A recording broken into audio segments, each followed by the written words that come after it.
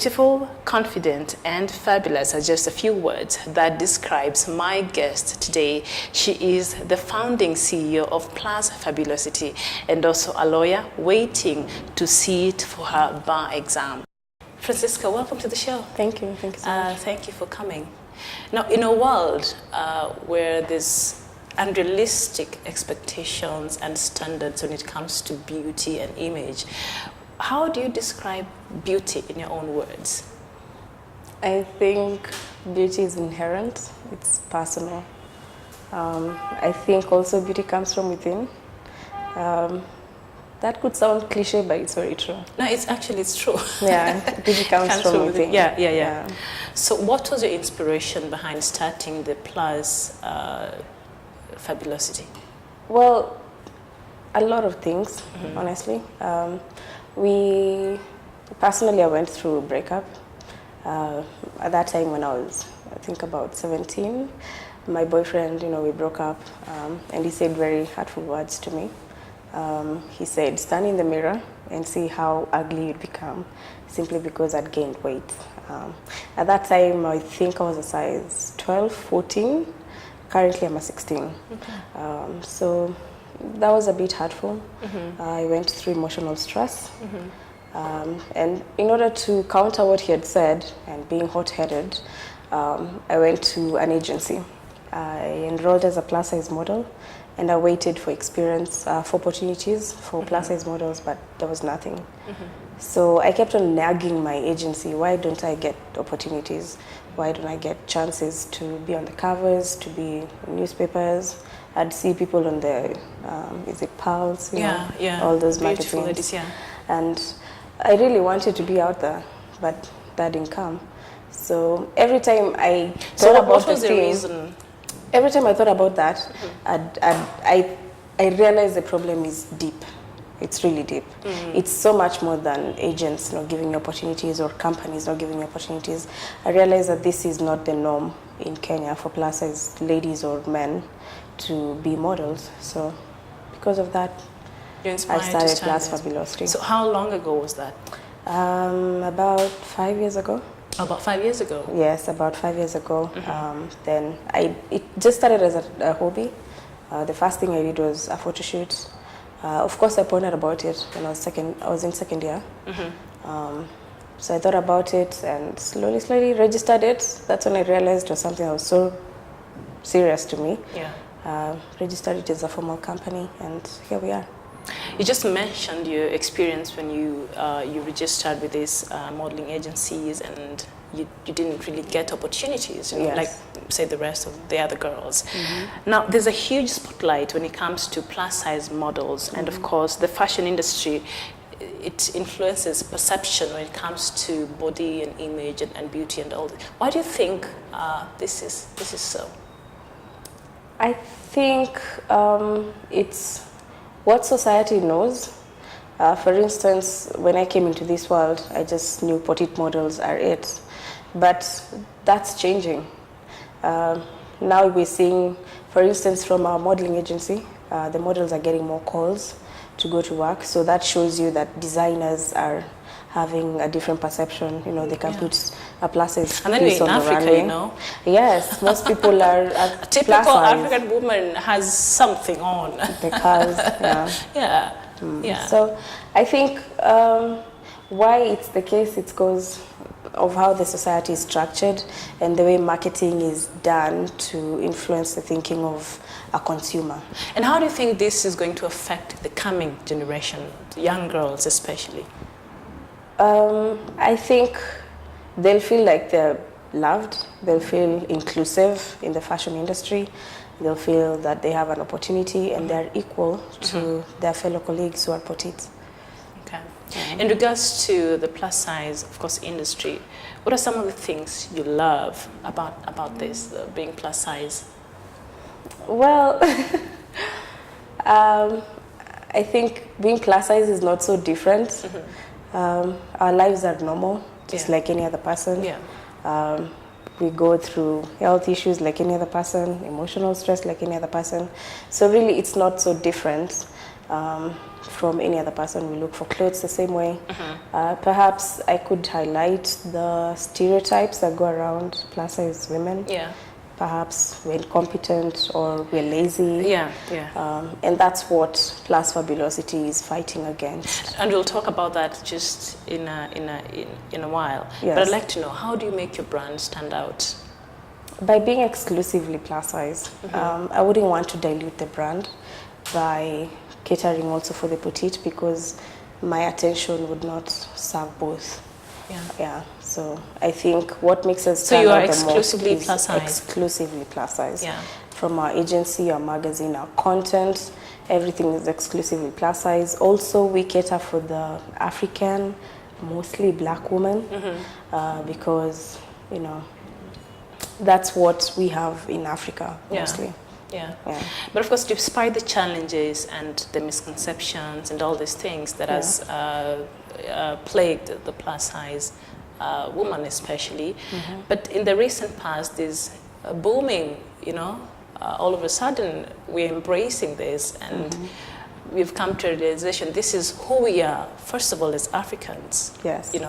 Most of our women are curvy and full-figured, and the plus size industry is seen to be booming now. Why would what would you say is the reason, from your experience? I think it's because it's a global revolution. It's happening everywhere.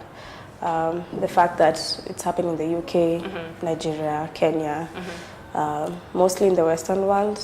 I also think it's something people expected, or they've had or thought about it for a while, but they didn't know how to do it. So until someone branches out, then they realize, why have we never thought about plus size women? Most of the society is plus size, so everyone jumps on it.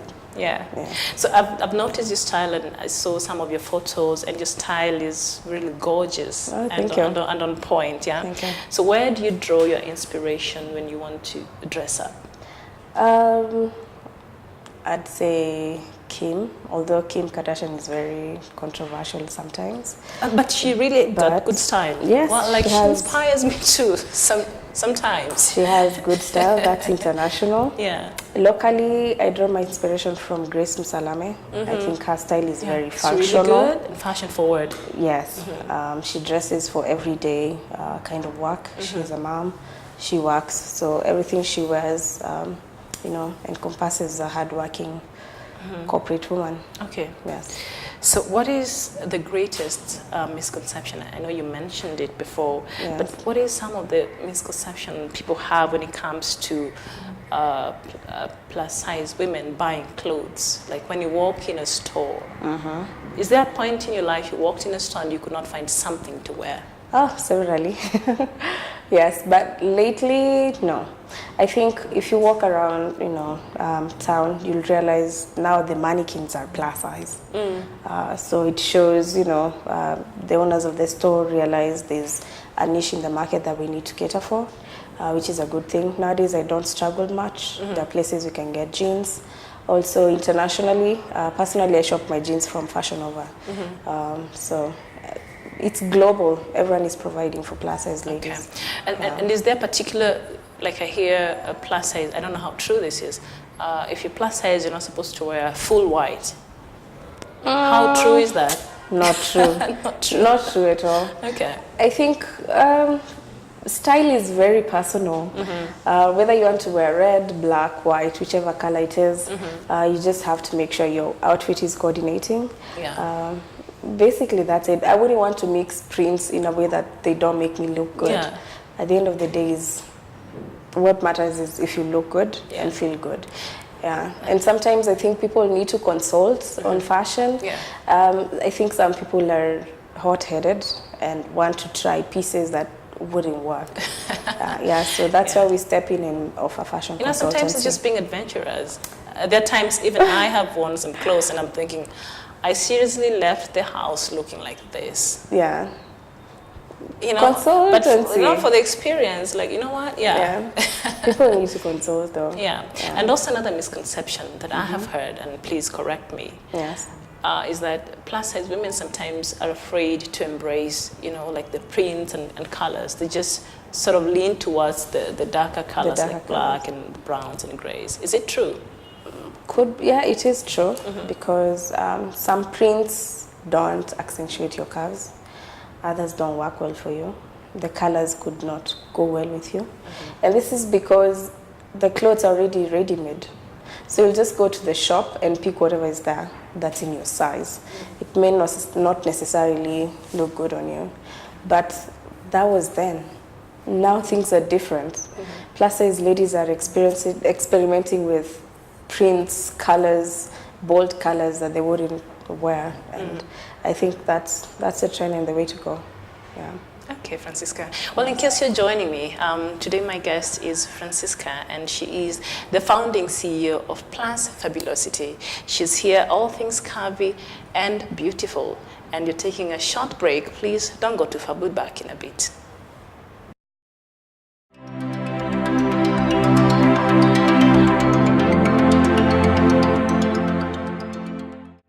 Welcome back. This is Exceptional Women Show, in case you're joining us. My guest today is Fransisca, the founding CEO of Plus Fabulosity, all things curvy and fabulous. So, just before we went for the break, of course, you mentioned about the misconception, and of course, a few times you walked in a store and you didn't get something that could fit, but nowadays you've said things have changed because people are beginning to embrace the plus size woman. What do you think has brought them into, has brought the society to this point that now we're more, when it comes to the fashion, we're more accepting and more flexible, and we're able to accommodate everybody? Why do you think, what has caused this turnaround? I think people came to the realization that most of the population is plus size here in Kenya, East Africa, and I guess in Africa, also in the Western world as well. Also the fact that most people are being plus size, the stores weren't catering for them. So once we become the voice of the society to speak out for their problems, then the industry realizes, what, we need to change a few things here there, which is good. Yeah. So you were crowned Miss Malaika in 2011. Can you tell us about that? I was in first year back then, and first year bridging to second year. Yeah. And there was this contest for Miss Parklands. At that time, there was no category for plus size women for the school pageant. So a friend of mine, he's away, but he used to be with a very big agency in Kenya. He left, but he saw me and realized, what, we need to introduce a category for plus size women. Then I contested. I was out there to have fun. Was that the first time they were having the contest for plus size? Yes, that was the first time ever to see a plus size contest in the university, at the university level, that is. So I contested. I didn't really think I'd win, and after winning I kept on nagging him, so Miss Malaika Parklands, what's my role? What am I supposed to do? And he had nothing for me. And why that is that? Again, did they not think through the whole thing before they? I don't think they did. Yeah. I don't think they did. What was his reason? He didn't give me any. I think it's because they just wanted to have a section for plus size women, but they didn't think of a role for it. But the rest of the pageants, they have roles? Yes, they had roles around the school. How did that make you feel? Charity and communities. I felt useless and powerless. Because you're supposed to do something. Yes. Yeah. But I used that time to start Plus Fab. Okay. That is one of the reasons I started Plus Fabulosity. I wanted a pageant that had a meaning, a pageant that would bring a difference in the society. So, yes. Okay, so I know that you started that, but your business has since, grown, and you're involved into 3 different brands. Yes. Can you tell us about that? Well, along the way, after first year, second year, third year, we started out with photo shoots, but we realized we need to do more. So we thought, that's the event section. How about we produce a magazine that's fully plus size from page 1 to the last page? Currently, we are doing the third issue. Our magazine is quarterly. Wow. It's available on our website. It's soft copy. You can get it on the go. Okay. Yeah. Or is it just it's an online magazine? It's an online magazine. Okay. Yeah. So you only feature plus size? Yes, plus size. Mostly our covers are dominated by plus size models. We believe that is a chance for them to be seen more. We also feature plus size designers, plus size personalities, people who've lost weight before, relationships. It's a full magazine that's informative on plus size fashion and lifestyle. And so far, how has it been received in the market? So far, so good. So far, so good. I think it was very much needed. Yeah. Yes. And I know you also have a plus size fashion show. Yes. And you had it a couple of weeks ago. Yes. Yeah. We recently concluded the Kenya Plus Size Fashion Weekend. It's going to be an annual event. Was this your first event? Yes, this was the first edition. Oh, nice! Congratulations. Thank you. Thank you so much. Last year we did the first edition of Miss Plus Size Kenya. That's the pageant. So everything we do is basically. Also, last year was the pageant. And this year was the fashion show. The fashion show. Okay, now next year we'll have both. So how was it received with the Kenyan local designers who were coming to showcase there? When you approached them and you told them, you know what, it's just for plus size, what was the response? Well, some didn't stop plus size. They hadn't done plus size before. So it was a challenge for them. It was a challenge but for they took on. Yes, they thought of it as a new venture. Yeah. Others had plus size clothes, but they didn't have customers before because they didn't have the exposure. Yeah. So that was eye-opening for them. They got more clients. We're happy about that. We've gotten positive reviews from our exhibitors and our designers. Okay. Yeah. Wow. Now you really. And what else do you do for the three brands that For the three brands, we do model training for plus size models. Although the opportunities are still coming in slowly, we want them to be ready. When the opportunities but at least come. there's a change now compared to when you started. Especially when you went for you wanted to model, when you approached the modeling agencies. It's a very big change.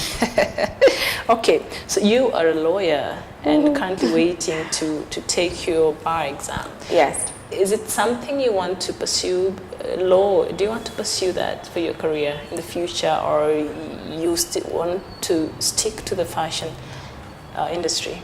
I am passionate about both. I love the law. Yeah. I also love fashion.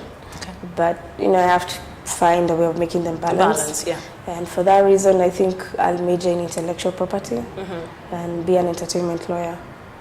Oh, okay. So you're merging. Yes. You're smart. That's why you're a lawyer. So what is fascinating, or what fascinates you? Life, I guess. Life. How so?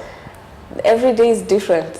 Yeah. Every day is new, comes with challenges and opportunities. Yeah. Yes. So this is a very light question. Yes. Which is the strangest punishment your mom ever gave you? My mom. I'd say, I hope she's not watching. But when we were kids. Hey, Mom.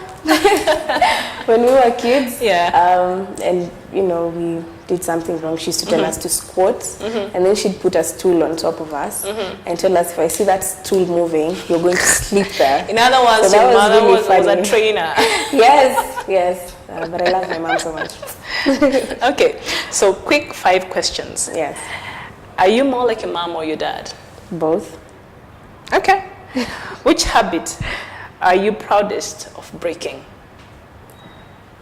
Something you struggled to let go, but finally you managed. Yeah. Procrastination. Oh. Yes. I still struggle with that. Oh, it's not easy. So maybe you share a tip. How did that work for you? You think about the next person. Before you cancel or before you procrastinate, think about how that is going to affect the next person. Then ask yourself, what would you feel if you were on the receiving end? Then you end up guilt-tripping yourself into doing what you're supposed to do. Do unto others thingy. Yes. Okay, reality shows or documentary series? That I love. Which one would you rather, if you were to choose? Reality shows. I can read about the documentaries. Oh, okay. Which are your favorites? I'm curious. Well, of course, it's going to have something to do with fashion. Okay. So obviously, keeping up with the Kardashians. Okay. mostly. Yes. Okay. Then I love cook shows. Yes, I love this as well. Yeah. Oh, that's nice. Lingerie or pajamas? Pajamas any day. Yes, I love comfort. Me too. Yes, pajamas every day. And on a Saturday, you sit on them until afternoon if you have nothing else to do for the day. Yes. Books or movies? Books. I'd say books. Yeah. Finally, what is the one thing that you can't leave the house without? Water. Oh, water. Yes. So you are the kind of person who will do the 8 glasses per day. Yes. I hate you.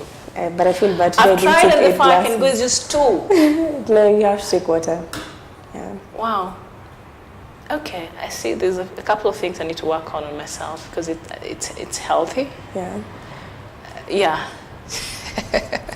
So finally, what is the fashion tip you can give to the plus size woman out there, who still struggles with the body? They go to a shop, they don't know what to pick, and it's still a struggle for them every day. What would you tell them? I'd tell them that style is personal. Dress for you. Shop for yourself. Get the essentials. And if you need help, consult. And for the young girls who are growing up and there's this image that the media keeps selling for us of a perfect woman, which is so unrealistic. What would you tell that young girl watching you right now about beauty and just having confidence in themselves? Yeah, I tell them pressure doesn't really have to be peer pressure. It could also be pressure from the media. So they should take it lightly. Every decision they take it should be processed well. Make sure everything they accept comes from within. Is it good for you? Because they're at the molding stage. Yeah. That's where their self-esteem is molded. Yeah. Yeah. If you get scarred at that time, you'll probably suffer for a long time. Yeah. Yeah. And just on that, is there something maybe an opportunity or something you had an opportunity to do? Yes. And then you didn't take up the chance, and today you're probably regretting? Yes. Yes, okay. I do. I'd like to share on it, but it's so... But I do. What I'd say is... Just a little bit. No. I'd love to, but what I'd say is jump on every opportunity. You get. Okay. Never waste anything, however small. Okay. Yeah. All right. You heard it from Fransisca. Thank you so much for coming. Thank you. I enjoyed it. Beauty comes in all shapes, sizes, and color. There is no one standard for beauty. Embrace yourself, take good care of yourself, be proud of yourself, and have confidence in what God made, which is you, and love that. And that is the true beauty. And until next time, this has been Exceptional Women Show. I am Miriam Ogutu. I'll see you next time. Bye-bye.